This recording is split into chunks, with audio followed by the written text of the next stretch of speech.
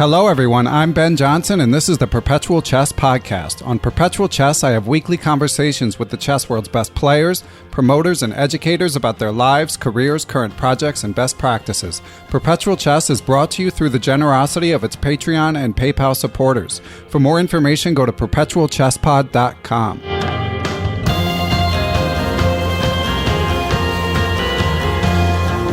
Hello, everyone, and welcome back to Perpetual Chess. We have a very strong chess player, nice guy, coming fresh off an exciting event. He is five-time Spanish champion, and I hear the best Spanish chess player of all time. Is this true, GM Paco Vallejo? Hello. Well, I don't know. I mean, it's hard to say that I'm the best player in history because we have had some really good players like Arturo Pomar or Miguel Illescas in Spain. Even, Capablanca, I mean, he was Spanish for a few years, not when he was a world champion, but, he was born Spanish, I think, at the time. So, I mean, it's hard to say, but, I mean, it's not something that I'm very worried about, honestly. Yeah, I understand. It's kind of an awkward question, but you're in the conversation, let's put it like that, and at least the highest rated. So, obviously hard to account for differences across time. But anytime you're mentioning Capablanca in an answer, it's a good comparison. So it's in a different level. Different era, yeah. You cannot compare it with me at all, of course. But I hear you. So Paco, I'm catching you straight off a pretty cool chess event in Lyon, Spain. You just did this invitational 4-person exhibition rapid tournament where Wesley So, of course, was the headliner, but also Praggnanandhaa and a young Spanish talent, whose name I'm forgetting. So who did you play in the first round? Yeah, I played against this guy, Jaime Santos. He's a Spanish player who is 22 right now, if I'm not confused. And he's around 25, 65 or something. Okay, apologies to Jaime Santos, by the way, for forgetting your name. So anyway, yeah, tell us about the event. I mean, I was tracking it, but give us your perspective. Well, it's the 31st edition of this magistral, so it's really a traditional tournament in Spain, probably the oldest tournament we have in Spain right now. And everybody has been there. I mean, Kasparov, Karpov, Vichy has won it many times. Topalov, Kramnik, I think, played there. So basically everybody has played there. Carlsen, I think, as well. So, it's an honor to play there, of course, and it was very interesting this year because, I was the second seeded after So Wesley. I had to play the other Spanish guy. It was a very tough match where I won only in the tiebreaks because we played 2-2 in the rapid games and then I won in the blitz. Actually, he won the first game, then it was 2 draws where I was pressing maybe a little bit, but nothing special. And then I won the fourth game, but in a little bit in a funny way. I was very lucky because when I was actually winning, after some hard game, I had some advantage and I was probably already winning. But then I calculated a very simple combination, which I thought is check, check, and mate. But basically that was giving away a rook, and this was a huge blunder. And after that move, I could resign immediately. But somehow he trusted me, and he had calculated the same. And he just resigned immediately. So that's how I qualified to play against So Wesley in the final. Yeah. And then it was a completely different story in the final because I played great chess from the very beginning. Okay, well, I want to talk a little bit more about this blunder. So I definitely want to get to hearing about your perspective on playing Wesley So. But just for listeners who didn't catch this coverage, so this is a king on h8. A rook on h8 check and a king on h7, and both of you guys had been thinking ahead and thought that the rook was protected, but the king. No. It's I can tell you the whole position because it's not very complicated. Okay. I have a pawn on e7, a king on f6, and a bishop on e5. My rook is on on d8 right now, and he has king h7, bishop g6, pawn h6, the rook on e2. And there is my move. So I want to promote e8, but I don't want to do it right now because he then will take it on with the bishop on g6. So the winning move is simply just king e6, and with the threat of rook h8 mate. And basically he cannot stop rook h8. If he goes something like bishop h5, rook h8, and then I will promote e8 queen. So basically, but I thought it's even more beautiful to do it in the different way, to play first king h8 check. Rook h8 check. Yeah, he'll take king h8, and then I'll take king g6 check. He'll move king g8, and then I'll promote e8 check. The problem is he doesn't need to move his king, but he can take my bishop on e5. With the rook, right? Exactly. So basically, I'm lost after rook h8. Yeah, just amazing. Yeah.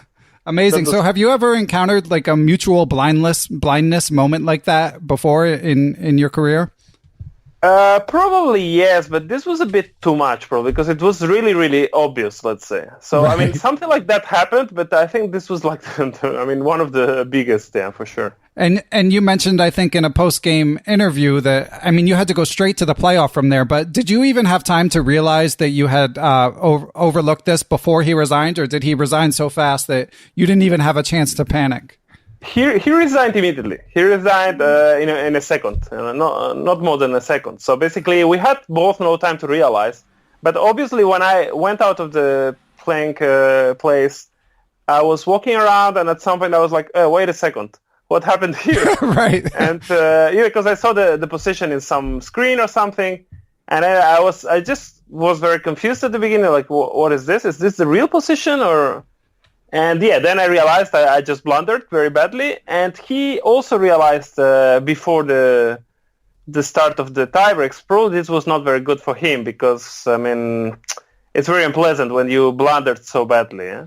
Yeah, it's got to be tough psychologically to focus on the game. Okay, well, sorry for cutting you off, but I just wanted for people who hadn't seen the report, for them to get the full color of that. This wasn't just any blunder. This was a sight to behold. But let's hear about playing Wesley So. Obviously, that's an incredible opportunity, and you really held your own. So.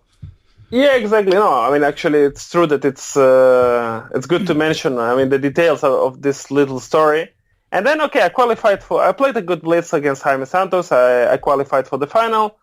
Obviously, I mean, I think So Wesley is ranked number 2 in the world of Rapid, and number 7 in classical games. Anyway, I mean, number 2 in Rapid is huge, and obviously, and Rapid is not even my best. I mean, I would consider myself a better classical player than a Rapid player. I mean, in Blitz, I think I play a little better than in Rapid in general. But I mean, well, anyway, I mean, we don't play so often Rapid games. That's the problem. Anyway, so okay, I started the match very well. I won the first game, and I played a good game. He confused in the opening, and basically he lost without much chance.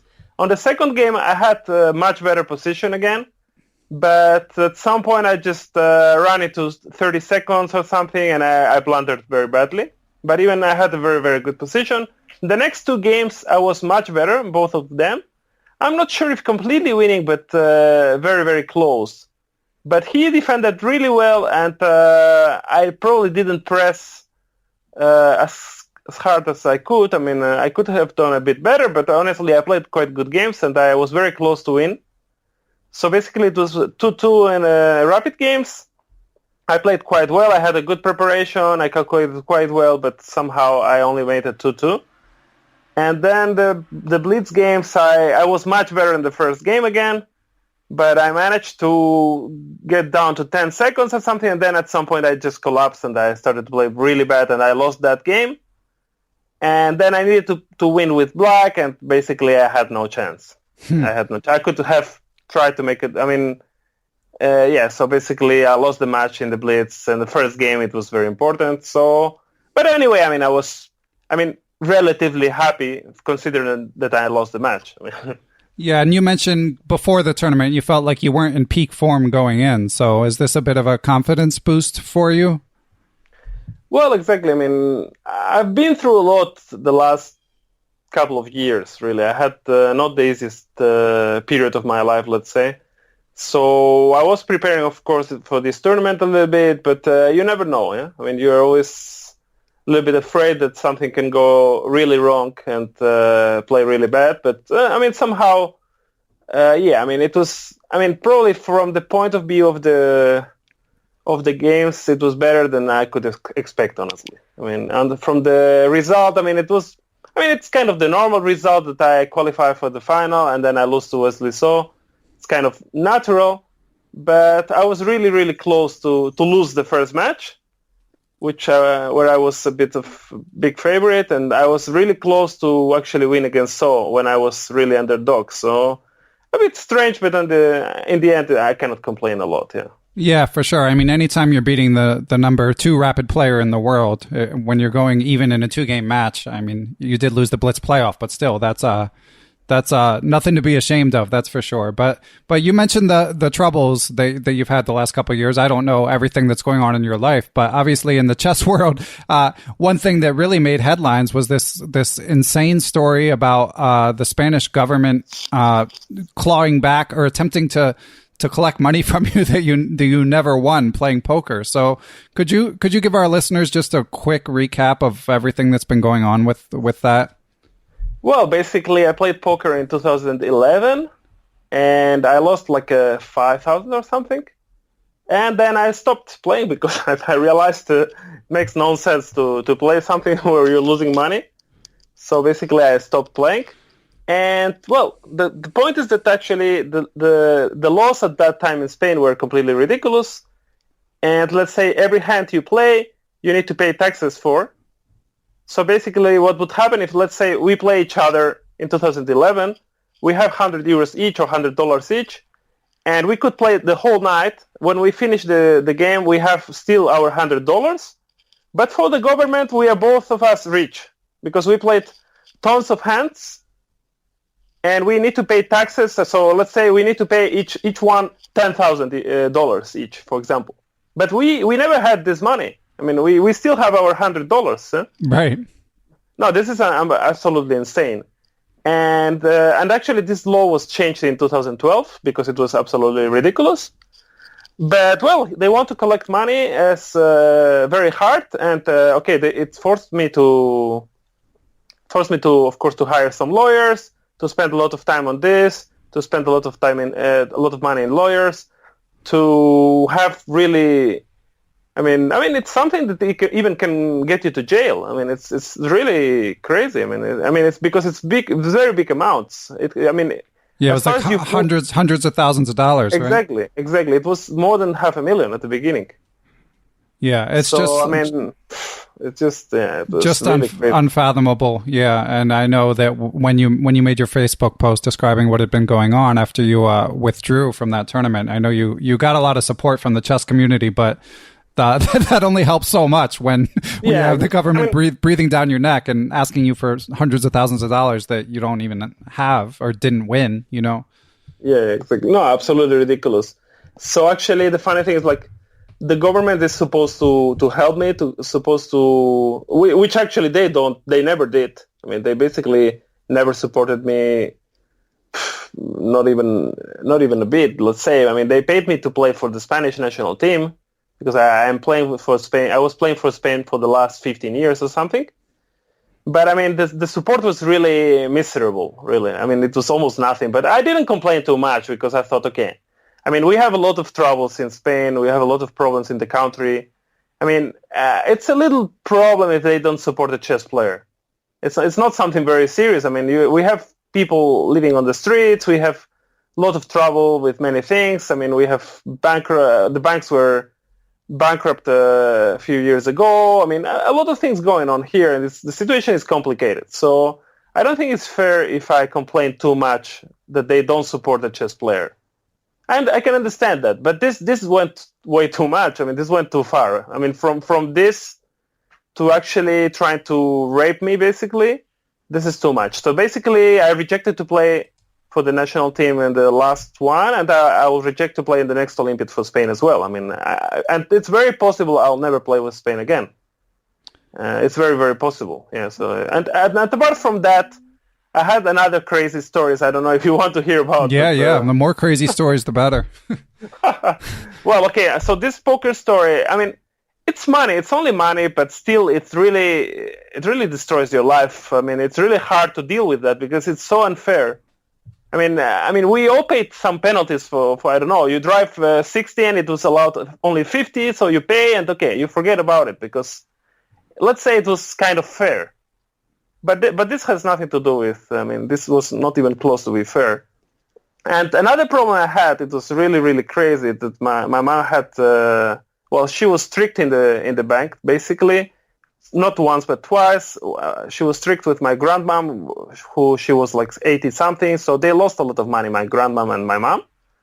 Basically, they were told that they are not risking money. You know, grandmom never wants to risk any money. Right. But they tricked her, and they made her sign some things that she doesn't understand, blah, blah, blah. Okay, she lost some money. That's okay. Then my mom traveled with me to Dubai at some point, and also she thought she has an insurance, and the bank told her. But this insurance was not really working, so basically she fell ill in Dubai, and the insurance wasn't covering anything. Well, I don't want to tell you the exact amounts, but you can imagine a private hospital in Dubai, the amounts per day is just crazy. Right. If you have to pay the hospital, it's just a crazy amount. And basically she had no money to pay, and also I had not a lot of money to help her because I was strict previously with this poker thing. So basically we had no money to bring her back to Spain, and the government did zero to help. Actually, they did absolutely zero again. So the embassy did zero, and not only they did nothing, which is of course very, very unpleasant, but also when it was solved, they wanted to kind of say that we helped to solve. Oh, that's lovely. This was too humiliating for me. This was just too much. And of course, when you are tricked yourself, you're pissed off. But it's not the same when they trick your mom and when your mom's life is in risk. That's too much. If I would have met this guy at that time, it would be very hard not to punch him in the face because. When you see such things, so dirty tricks, these dirty things, it's very hard to deal with that. So, if you start to add things like poker, like this craziness in Dubai, or things like that, and also, for example, now in Spain, probably the news, that we are rescuing a lot of people in the Mediterranean Sea that they try to jump into Europe, yeah, right. So that's interesting. I don't know. They are illegal immigrants, and we bring them to Spain. And I think we need to help people in the world. We need to be humanitarians. Yeah. That's kind of okay. But when you see that your mom is a Spanish citizen, and we do nothing to bring her back to Spain, but we go and bring some people who is trying to do the same that what my mom wanted to do, which is coming back to Spain. Yeah. Right. So, and they don't help her, and they help other people who is not even Spanish, then you start to realize something's wrong here. Something is wrong. And, yeah, and then to try to take credit when it does get resolved, that's like a dagger in the heart. That's got to be super frustrating. Yeah. So, Paco, I'm really sorry to hear. I knew about some of this, but I'm really sorry. I can't imagine how stressful this must have been over the last few years. But one point of explanation just for me and the listeners. So you mentioned the government, but then in terms of the chess support or lack of chess support that you've received for people outside of Spain, like how much of it would come from the government, or is there like a Spanish chess federation that could also support you, or are they kind of one and the same in Spain? Well, the Chess Federation, they did support me a little bit. I don't complain a lot about them because, they have a limited budget. They don't really have a lot of money. They try to pay me decent, which they don't always manage, but at least they try. Mm-hmm. When I paid for Spain, it was not basically about money for me. It was just about, from my point of view in life, you can do things because of money or because of harmony, let's say. Right. And this was not main thing was not money to play for Spain. I'm Spanish. I was born in Spain. For me, it was kind of a honor. I would say I wouldn't say I'm a patriot, but at least it was an honor to play for my country. It was a funny tournament, and I really enjoyed that. Obviously, when all these things happen, all this has changed a lot. So now, if they want me to play for Spain, it's not only about money anymore, honestly. So yeah, So long term, I totally understand where you're coming from in terms of not wanting to represent a country that has caused so much stress in your life. but you're such a strong chess player. So do you have any long-term thoughts about like if you'll try to play in future Olympiads for different countries? Are you considering relocating, or are you just going to be skipping that event? Well, I obviously I've considered relocating. I mean, nothing is. Well, I haven't decided something for 100%. But honestly, yeah, I mean, if some country would offer me to play with them, I would think about it. I mean, obviously, I don't want to play for Spain, but I'm not sure. I don't want to jump into something right now because maybe I'm still a little bit... we'll see. I mean, 1st of January next year, probably. I mean, this Olympiad, I will most probably not play for any team. Mm-hmm. But in the future, I don't know. I cannot really say. But yeah, I mean, I'm aware that I could play for most of the teams in the world because I mean I would make the team in most of the countries. Even in Russia, I would have some chances. Right. So well, yeah, it's a possibility, of course.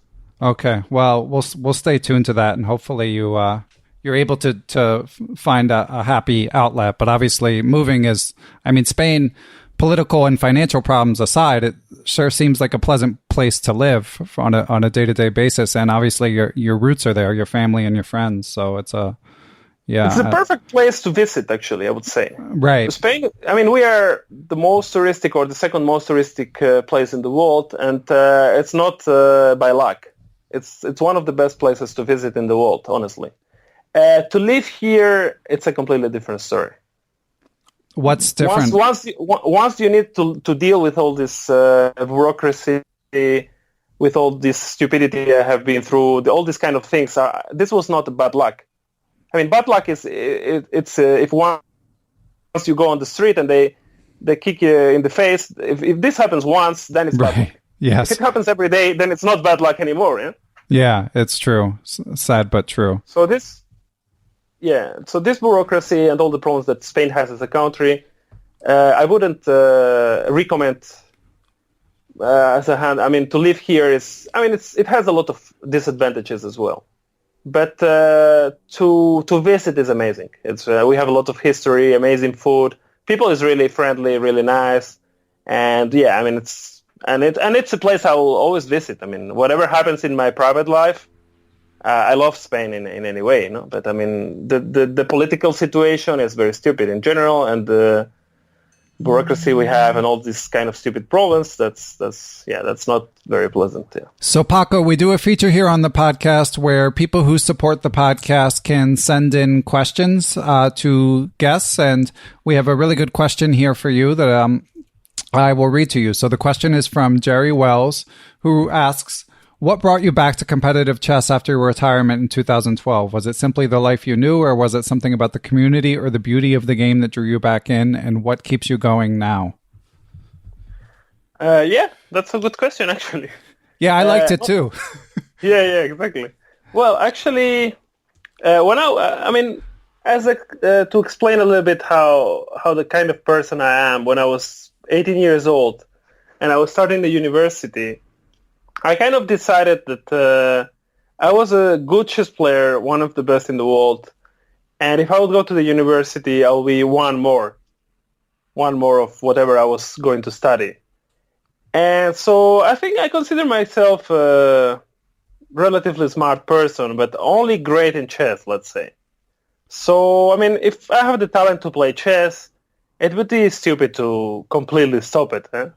But of course, I mean, the life sometimes is not too easy. I mean, I had not easy moments sometimes, or even the results. When you are playing chess and you consider yourself to be a good chess player, I mean, you can lose games, but what is hard to handle is when you play really bad.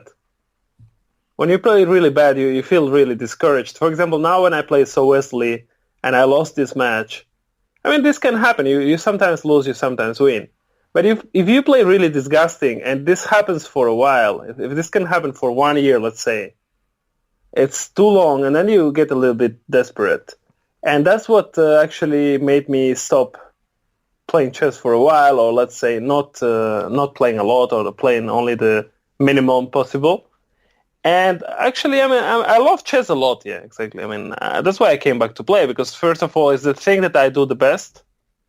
And second, because I love the game too much. And it's a very decent job for me also. I mean, of course, in the future, probably I'll be doing a lot more things related to chess than just playing.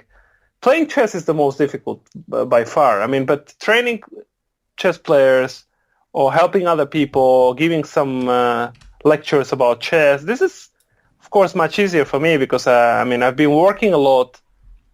And most people who want to learn from me or from other grandmasters, the level they have is very far from that. So they really enjoy and all the kind of experiences I had because of being a chess player. I mean, I traveled over 50 countries in my life, and I had a very, very interesting life, I think. So I think this experience is valuable for many people. But playing chess in the competitive way, it can be very, very tough. So it's, I'm sure it happened. What happened to me, it kind of happened to everyone at some point, I think. Yeah, even people who are not professionals will definitely be able to relate to that. And I can only imagine that being a professional and playing both with more eyes on you than just most listeners, most casual chess players would have, and of course more pressure because there's the financial aspect, but there's also just like you say, I mean, you're sort of a craftsman and you want to take pride in your craft and feel good about the way you play, and sometimes it just doesn't click. So when you're in a slump, do you just feel like you can't calculate, or you overlook things, or your opponents are just playing better? Like at this moment in 2012, when you became frustrated, understandably, and no, I mean, in general, I would play a very decent game, then I would do something stupid, and chess punishes that a lot. Actually, it's not like a tennis game. Let's say I would play Federer 1,000,000 times and I'll lose 1,000,000 times because it's basically impossible to win a game against someone who is much better than you. But in chess, if Magnus Carlsen drops a piece against, let's say, an international master or a FIDE master, he will probably lose the game. So I mean, the nature of the game is, I mean, it's very easy to lose games. It's very easy to go wrong in one moment. It's more similar to football, actually, to soccer. Yeah, right. I mean, in soccer you can play great, but your goalkeeper makes a huge mistake and you lose 1-0. Yeah. Although you dominated the game, you played a great game, whatever. So if this constantly happens, you're gonna get very, very frustrated. Yeah. So I wasn't playing especially bad, but the results were very bad. And of course, if this goes for some time, this actually affects your game as well. Then you start to play bad, actually. And also it happens in the opposite way. If you're playing bad, but you keep winning games, eventually you'll actually play good because, I mean, you'll be improving and you'll be more confident, and this will help you. This will help you to play better in the end. But I mean, it can go on either way. Eh? Yeah, positive feedback loops and negative feedback loops. I think we've all been there as chess players, even if not at the grandmaster level. So let's switch to brighter topics of your career highlights. So I know that you beat Kramnik with black at the Olympiad in a great game. You've played Kasparov. Our listeners always like to hear, I mean, you just played Wesley So our listeners always like to hear about, brushes with chess legends and playing extremely strong players. You're obviously one yourself, but when you think about your career, Paco, like what do you look most fondly at? Well, I mean, I've played with basically everyone who is in the top right now. I've played with Carlsen when he was 15, and I've played with Carlsen when he was already a world champion for some time.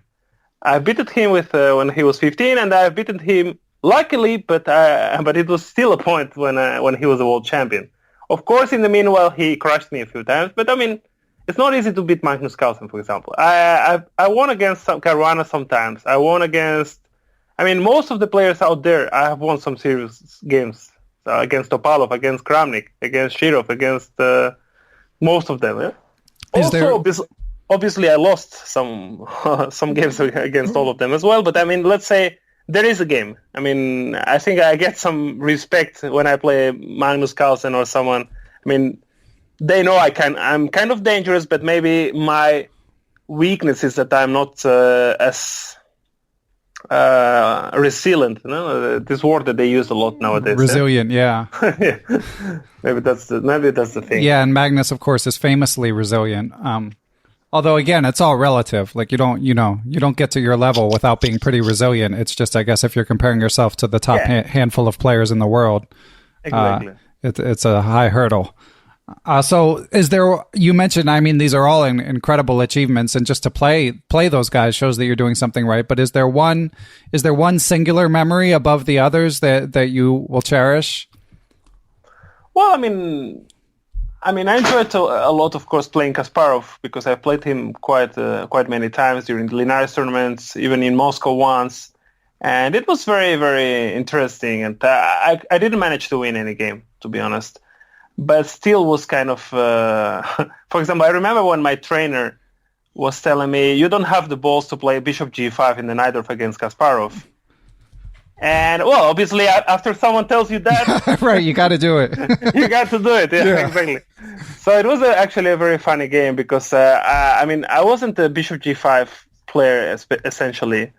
But, on that game, I was kind of forced to do it. So I was swallowing all the theory that was available to me at that time. And during the game, I kind of remembered everything perfectly. And actually, Gary had some trouble to remember. But I think he was a bit lucky. Even after the game, he told me that he was lucky that he just, as he was making these new books, my great predecessors. Right. And he was writing about Fischer at the time. And Fischer was a big specialist of on this poisoned pawn, on this Queen B6, Queen B2 line. So thanks to that, he kind of remembered some of his analysis, and he managed to make some kind of not theoretical draw, but theoretical draw for him. So he had this analysis from 20 years ago, but he haven't used it. So he was actually happy of using that analysis and making that draw. I mean, in general, Kasparov wanted only to beat you, so draw wasn't very good for him, but he was so happy to use the analysis that he was still quite okay with that. Yeah. Nice. Did you guys, did you get to analyze with him after the playing? Well, after that game, we didn't analyze, but we commented a little bit. And basically, it was all theory. It was all on my computer. It was all on his computer. But he had a bit more trouble to remember it because he didn't expect Bishop G5. Right. Yeah, so you caught him off guard a little bit. And you mentioned your trainer sort of daring you. So who was your trainer at the time, or is your trainer, if you don't mind saying? Well, I worked a lot with Ernesto Fernandez, he's a grandmaster from Spain. And he helped me a lot during the years, and he's he's a very, very good personal friend. So, apart from the chess, we still shared a lot of good times. And so, he helped me a lot in Linares sometimes, or during other things. And he's a hard worker in chess. He knows a lot, and he's a good end game player. And we shared a lot of chess, and I think I could help him a lot, and he was helping me at the time, and he helped me also during the Grand Prix, for example, that I played last year. I played Grand Prix against also the best players in the world, and he was also still helping me. So we've been collaborating a lot, a lot of time, yeah. And speaking of training or helping people, I know that you also have worked as a second for Veselin Topalov in the somewhat distant past. So could you tell our listeners what that experience was like? Well, it was amazing. It was really, really interesting for me. Obviously, when Topalov or Vichy or Carlsen or some other players are looking for some help, they want to have the best possible they can. Obviously, if you are Vichy, normally you cannot get Magnus to help you or things like this. Because they are too close, you play against each other very often, so it's a little bit more complicated. But I'm a little bit on the next level, let's say. I mean, if you count the top 10, top 15 players, they play each other constantly. But I've been around number 20 to 40 in the last 15 years. So let's say I'm suitable to be asked to collaborate with someone. And actually, Topalov was, it was a very, very interesting experience, of course, because, you are playing with one of the best players in the last 30 years, probably. And you learn a lot how hard that job is and how difficult it is. But on the other hand, it was very interesting. Of course, I went to Russia to play to help them against Kramnik in the moment. And they used a lot of my ideas also. And it was also, of course, helping my confidence that he'll trust me so much. To some of the games, he'll just come to visit me. I'll tell him, okay, do this, this, this, this. And basically, he'll go to the game and just, just play it. And I was sometimes a little bit curious, how I had like a very big responsibility because, if something goes wrong, it will be basically my fault. But, they really trusted me a lot, and that made me feel, of course, very good. And it was very interesting. But, of course, it's this kind of job again with some of the top players. It's very hard to do it because you need a lot of hours every day, a lot of computer, and you get exhausted very easily. So, it's of course, lately I'm a little bit collaborating or helping other people, but I try to do it in a lower level, honestly. Not the World Championship. The idea of being tasked with preparing openings to play against Vladimir Kramnik, with his legendary opening knowledge, it doesn't get any more daunting than that, I would imagine. Yeah, exactly. It's very tough and it's very challenging, but it's not something you want to do forever. Let's say. It's very interesting, but yeah. Right now, I try to help people who is motivated or young players sometimes, and it's very interesting for me as well. So it's and I'm still an active player, so it's hard to combine everything, but in general. I've done that, and I think that's enough. Yeah, I'm not really offering myself to help Caruana or Carlsen. Even if I would have the possibility, probably I wouldn't take it. Wow. It's just too tough. Yeah, it's just too tough. And I have a good life in general. I had few trouble in the last couple of years, but I try to put myself under a limited amount of stress, let's say. And if, for example, I remember going to China with Topalov to the tournament in China, super strong tournament as well, against everybody was rated over 2,700. And I remember that I was not sleeping, basically. I was working all the night. When he will wake up, I will tell him all what I analyzed. I will tell him, do this, play this line. If he does this, you can do that. And then he wanted to go, for example, for breakfast with me, and I was like kind of dying already. No, I was going with him to breakfast, and after the breakfast, I was like, okay, you know what? Good luck in the game. I'll be sleeping. And, it's difficult to handle. Yeah, it's not easy. Yeah, that's one funny aspect of being a second is, you're kind of at their beck and call. Like you from what I've heard, we've had other guests who've done some seconding here on the podcast. And so it's not just all of the intense opening preparation and the stress of living and dying with the results, but it's also like if they want to go for a walk, you go for a walk. If they want to play soccer, you play soccer. If they want you to sleep, you sleep.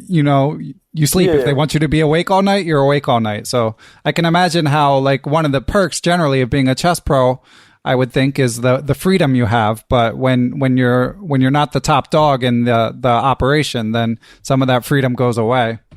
Exactly. We are not so used to that. Let's say we are not so used. On the other hand, you don't play, and as I mentioned, playing is the most difficult.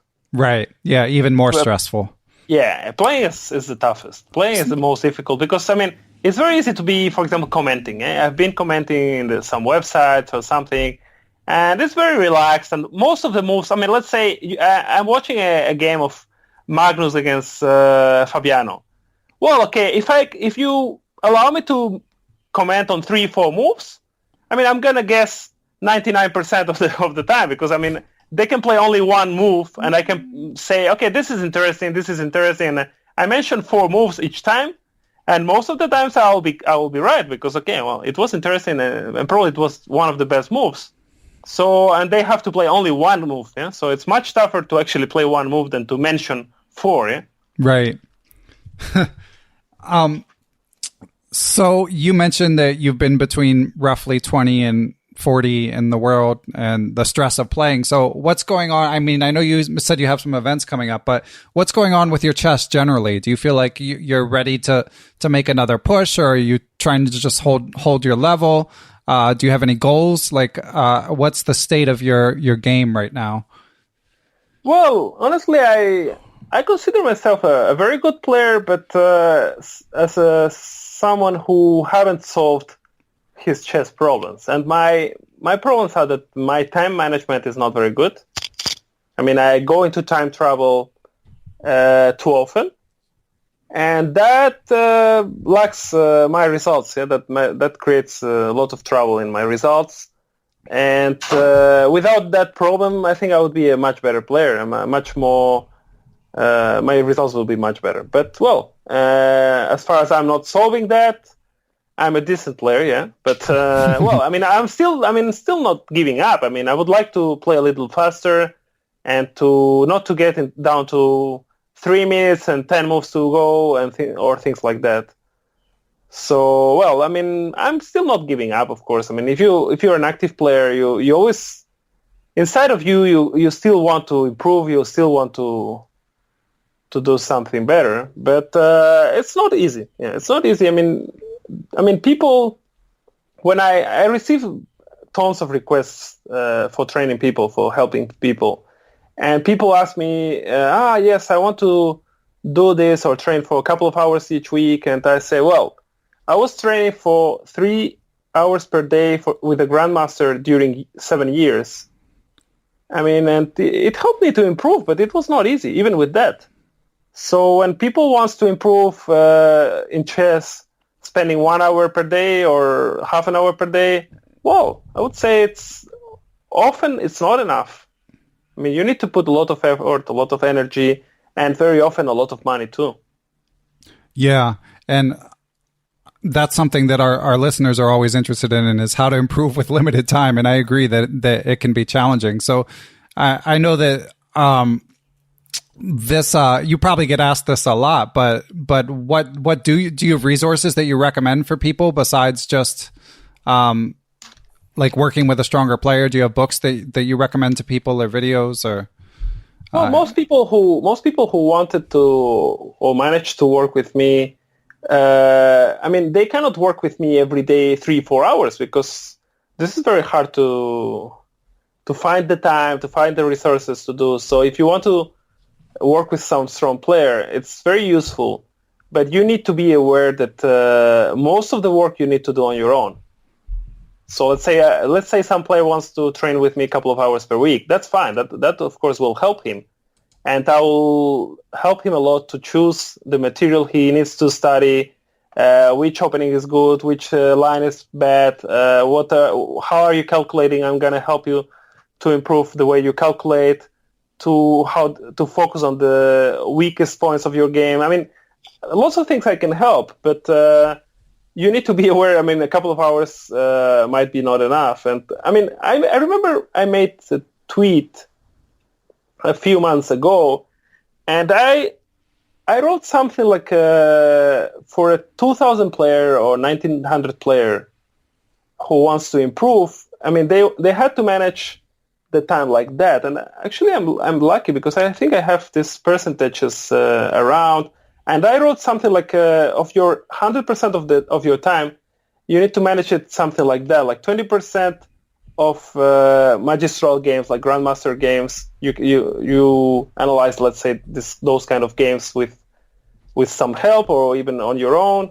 Then let's say at 20% you analyze your own games. That's very important. Yeah? Always people, we all don't give enough importance to that sometimes, but it's very, very important. Yeah, I mean, to analyze your own games and to see exactly where are you making mistakes, because it happens very often that we do the same mistakes again and again. Eh?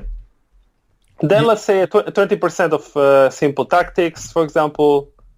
Then let's say a little bit like a 10% of more complex tactics. But don't overdo these complex tactics, because it will also. I mean, I can tell you something happened to me. I met Agart at some point. I was like, well, after I made a few exercises on your book, I couldn't play chess anymore because it was so complicated. Wow. that I felt like an idiot already, no? Because I mean, so be careful to overdo these complex tactics, no? I mean, it's better to do a little bit of that only, no? So yeah. That's it. That's interesting. That is not advice that has been echoed by all of our guests. Some of them have been really hardcore in terms of how much they think you should do tactics, and particularly challenging ones. From my point of view, it has to be the challenging ones. It has to be a small percentage. Okay, so we're up to 70%, 20% GM games, 20% your own games, 20% simple tactics, 10% complex tactics. What else, Paco? Then I would say something like a 10% of openings. Okay. And memorizing openings, something like that. Very small percentage. Listeners, take note. Very small percentage, exactly. Yeah. And I'm speaking not about me or Magnus Carlsen or a grandmaster. I'm speaking about 2,000 player, which is probably the average listener to your program. Maybe, I don't know, but yeah, I think it's about 1,800. So you're in the ballpark. Okay, yeah, exactly, something like that. I mean, if Fabiano is listening to this, then I don't recommend him to do it like this, but for 1,800, that's quite correct, exactly. And then Fabiano, if you're listening, call me back. You got to come on the show. So, all right, so 20% more. What else? And the rest I would say like something like a 10% of end games. Well, there are some end games you need to know. Of course, the number of endgames you need to know, it changes over the time and over the level. I mean, the number of endgames I need to know is higher than if you are 2,000 player. But even if you are 2,000 players, there is some endgames you need to know as well. And by memory, some of them. I mean, at least to understand them very well. Eh? Yeah. And then the other 10% would be others, like I don't know, a little bit of your psychology, right, your physical strength. I mean, to do some sports, to do some real planning. Like you need to play chess. I mean, some people want to train and they never play chess. So I mean, you need to. If you want to improve as a chess player, you need to go to tournaments and lose some games. Yeah, it's very true. I think a lot of people can relate to that, because you talked about the stress of the competition. So it's natural to have sort of ambivalence about getting in the ring, but if your goal is to get better, you can't. Well, I know a lot of international masters who know more chess than me, to be honest. Mm-hmm. They know a lot of chess. They studied chess non-stop in their lives, but the problem is when they go to play, it's a different story. Yeah. So if you want to improve as a chess player, you need to go and play. It's very important. So it's very important you plan your time you plan your tournaments in advance, and actually other things that I could mention is to learn languages, for example. I mean, you're luckier because you're American, so English is basically spoken almost everywhere. But if you are Spanish, for example, I mean, you need to learn English. It's a must. I mean, from the top 100 players in the world, I'm not sure, but probably all of them speak English. Yeah. Apart from the native language, of course. And Paco, what about your own chess? So if you're hitting the books, if you're in a phase where you're really trying to push and get better, how do you allocate your own time? Well, the stronger you get, let's say you get near. I mean, I'm 27 something FIDE rating, so my percentages are a little different. I mean, of course, you need to go. I mean, for example, I need to study much more openings than what I said. I mentioned only 10%. For me, it would be at least 70%. For someone like me, like a strong grandmaster, it should be, because the openings are already so deep for us that studying openings for us means also studying a little bit of middle games and end games as well. That's a good point.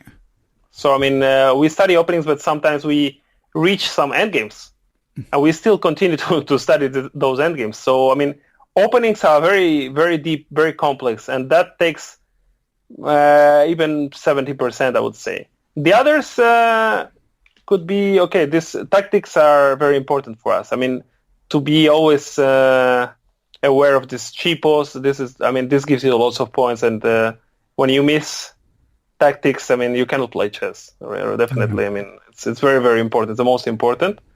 And other things, I mean, you can still, improve a lot. Yeah, but I mean, basically, the stronger you get, the more openings you need to check. Yeah, and earlier you mentioned the time trouble issue. So I guess that for you also might be a point of emphasis. If you just said, "All right, I'm gonna devote all my resources to trying to figure out how the hell to stop thinking, so how to manage my time better."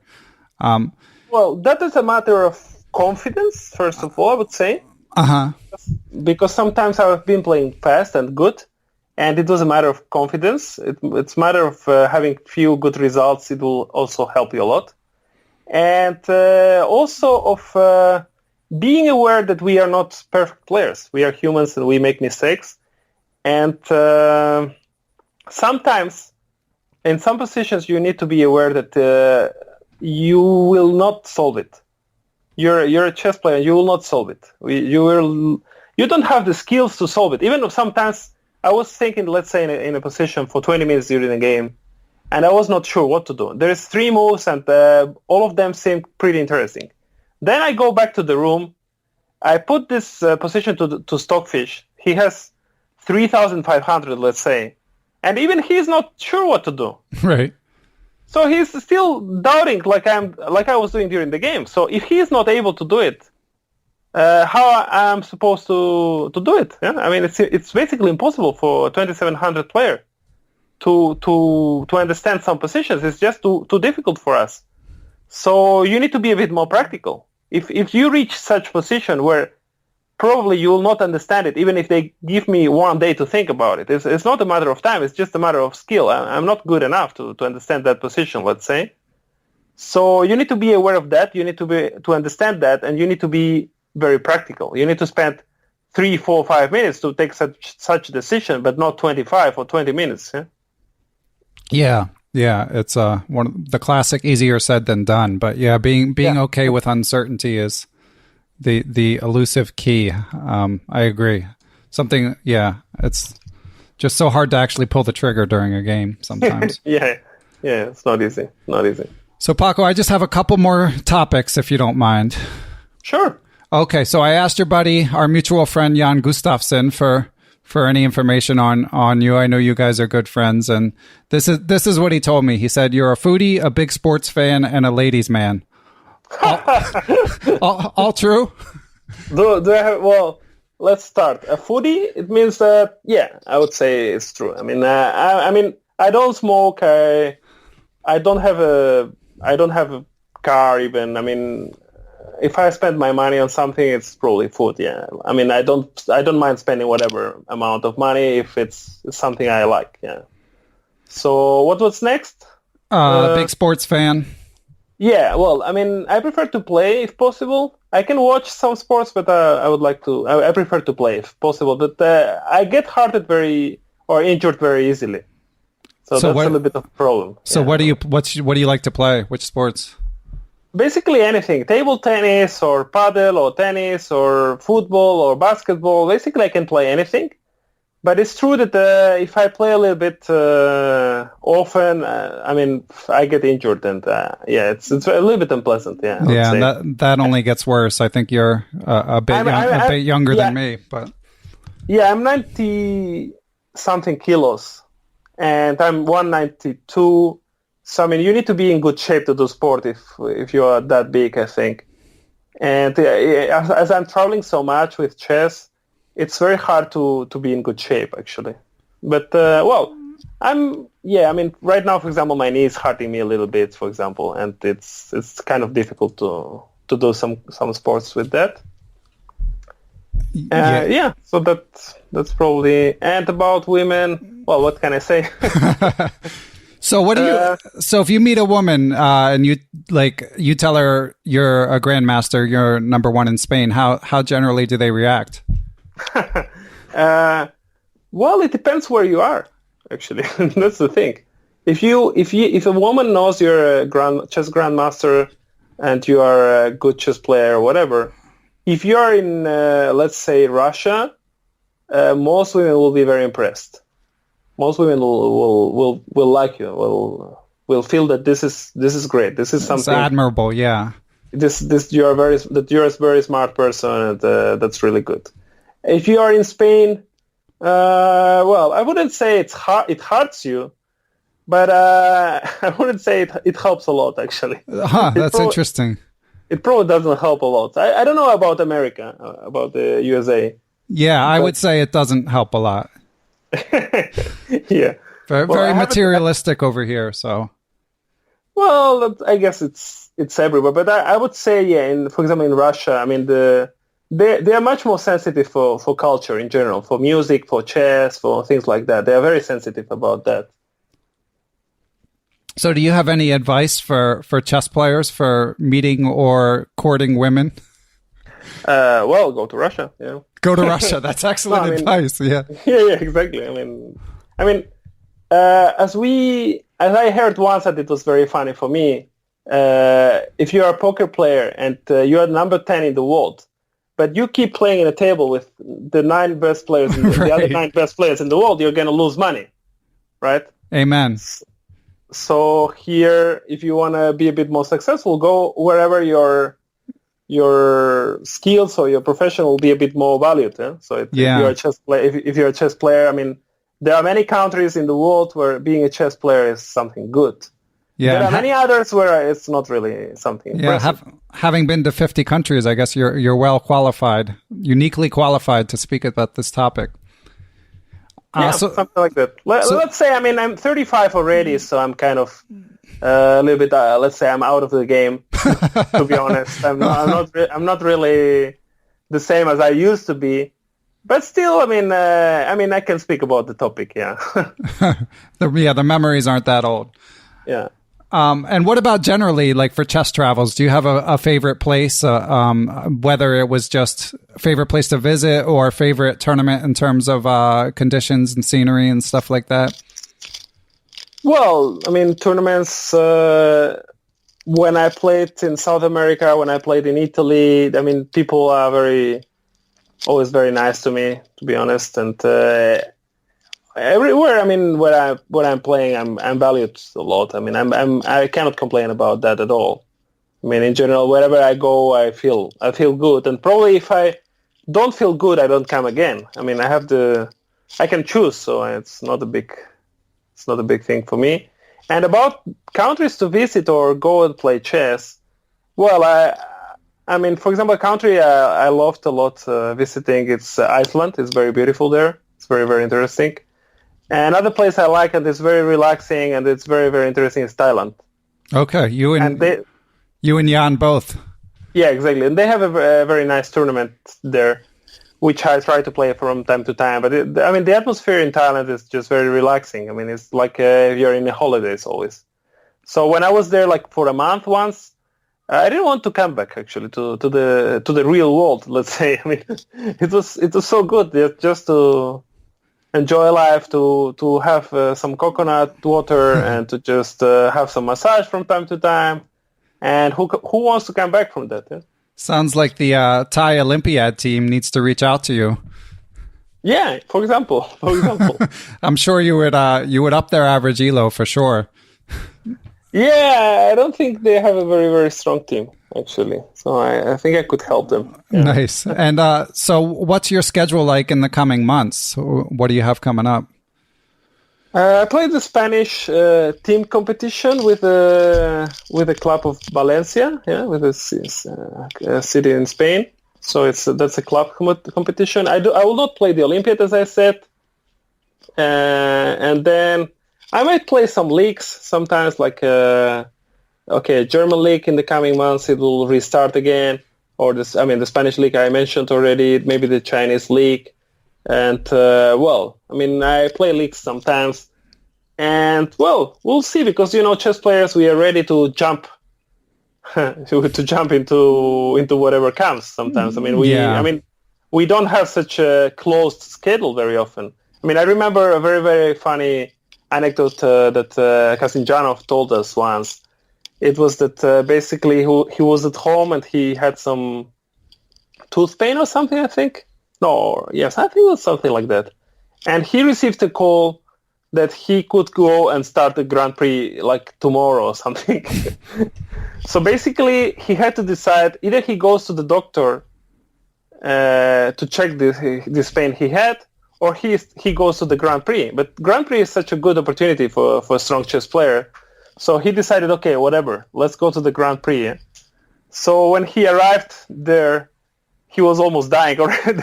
By the time he arrived at the Grand Prix, as he didn't check this pain, he had to go to the doctor immediately and to be hospitalized immediately. So, ouch. So chess players, we are ready to fight for our lives, and we are ready to whatever comes. They tell me there is a tournament in 2 days somewhere in China, and it's good conditions, good players, and it will be good to play there. And I'll jump into the plane and go. Yeah? So nice. You never know. Sounds like a good life to me. It's interesting. Yeah, it's interesting. Yeah. Okay. And last but not least, Frankie, I'm looking at your Skype. It says Frankie, but does anyone actually call you that? Yeah. Well, I have a Facebook account, Frank Vallejo, also, so it's like my alter ego. Yeah. Okay. Well, anyway, I'll go back to calling you Paco. So, Paco, you just launched a Twitch channel. Do you have like a grand vision for that, or is it just something like for shits and giggles, or what? Well, I did it for a while. I have to say I enjoyed it a lot. Yeah, I enjoyed it a lot. But, then I had a few things to do, and I was also negotiating something to do it with, probably with chess.com, something. So I think it will start soon with them. I will collaborate with them a little bit. But, well, we haven't started. It might come any moment also. Okay. So, but okay, we will wait for a little bit. But I like this kind of, it's the freedom of just speaking and without a clear topic, just playing some blitz and speaking to your friends. And I think I was not so bad on doing that. So we'll see. I think it's interesting in the long term, but also I was a bit disappointed with Twitch in general, because I applied for this partner for Twitch, but they are super slow in answering for that. And at some point I stopped streaming, sorry. And then when they answered, they said, "But you are not streaming anymore." I was like, "But come on, you didn't answer for a month." Right? Yeah. And now it's my fault. Yeah. So right. It was just absolutely ridiculous from my point of view. They sound like the Spanish government. Yeah, exactly. This kind of yeah, exactly. I was a bit surprised because I thought Twitch is very serious, but it was a bit disappointing. But okay, let's see in the future what happens. Yeah. Cool. Well, I do think you're good at it, so hopefully you find the time and they answer your emails eventually. Yeah. And in the meantime, if our listeners want to keep track so that they can tune in once you make this happen, what's the best way to reach you or follow your activities? Well, I have a website, gmvallejo.com, and I do have a Twitter also. I think it's Chessidarta, and in general, I think on my website is probably the easiest way to reach me. And unlike most grandmasters, you actually update your website? Not really. Yeah. I don't really update it a lot, but I have also accounts on Chess or chess24.com or chess.com. I mean, I have accounts everywhere. So basically, I receive a lot of messages from lots of people just asking me for whatever. Okay. How do I improve in chess? This is a question I receive every day. Yeah. How do I improve in chess without doing any work? Exactly. Yeah. That's Excellent. All right. Well, Paco, this was a lot of fun. Thanks for taking the time. I know you've had a lot going on, so I really appreciate it. Yeah. Thanks to you, Ben. Yeah. That was good to speak to you. Hope to speak in the future too. Yeah? Okay. Sounds good. Yeah, good. Good luck with everything. Okay. Take care. Bye-bye. Special shout out to Geert Vanderveld for supplying the Perpetual Chess intro music. I also want to thank everyone who supports the podcast. That includes people who tell their friends about the show, people who write a positive review on their podcast platform like Apple Podcasts, but most of all to those who've donated to support the show. I spend a lot of time doing it, probably about 5 hours a week, and even though I love the work, it can be hard to find the time. So I want to give special thanks to my Patreon and PayPal partners, and this list is getting a little bit long, but that is a great thing. That's what keeps the show going. So, special thanks to Adam Ralph, Adam Vrancoulge, Adrian Gutierrez, Andre Crisdois, Alex Pejas, Brian Mullis, Carl Labons, Chris Wainscott, Chad Hilton, Christopher Wood, Coach J's Chess Academy, Chris Flanagan, Dan O'Hanlon, Daniel Ginsberg, Daniel Naylor, Daniel Schaefer, International Master-Elect Donnie Ariel, Frank Tortoris, Gary Andrews, Greg Shahadi, Harish Srinivasan, I hope I said that right, Harish, James Bonastia, Jennifer Valens, Jeffrey Martello, John Fernandez, John Jernigan, Jen Shahadi, Jens Green, Jerry Wells, John Thompson, Johnny McMenamin, Katerina Nemkova, Kelly Palmer, Krishna Gopalakrishnan, Laura Belyavsky, Lorraine Dore, Matthew Passy, Macaulay Peterson, Matthew Tedesco, Nathan Webster, Pascal Charbonneau, Paul Sweeney, Peter Lux, Peter Merrifield, Randy Temple, Ricky Grijalva, Rob Lazorchek, Robert Steiner, Tatya Vabrahamian, Thomas Stanix, Thomas Chachenko, Tim Seymour, Timothy Ha, Todd Bryant, Tony Rotella, Victor Vrancoul, Zhao Cheng, and Jivko Stoyanov. Thanks, everyone. I'll catch y'all next week.